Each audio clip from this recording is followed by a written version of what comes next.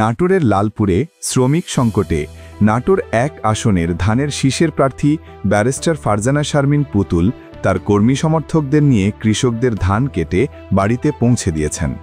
তার এই উদ্যোগ নির্বাচনী মাঠে ব্যাপক সাড়া ফেলেছে। কৃষকসহ সাধারণ মানুষের প্রশংসায় ভাসছেন তিনি।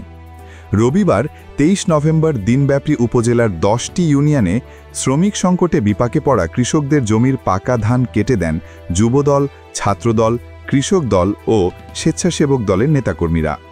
কৃষকদের ধান কাটতে সহযোগিতা পাওয়ায় দেবরপাড়া গ্রামের কৃষক রশন আলম বলেন, শ্রমিক সংকটে চিন্তায় ছিলাম। ধানের শীষের প্রার্থী পুতুল ধান কেটে দেওয়ায় তাদের প্রতি কৃতজ্ঞতা প্রকাশ করছি।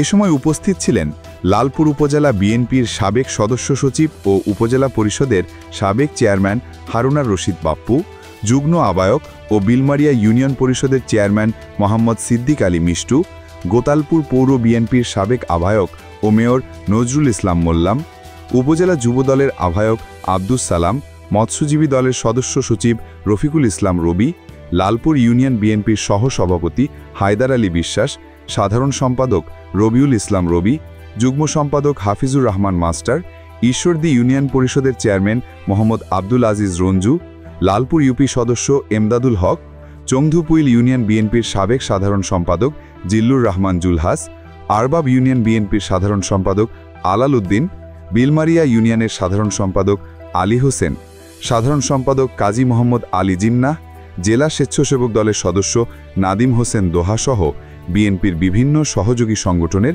নেতাকর্মীরা।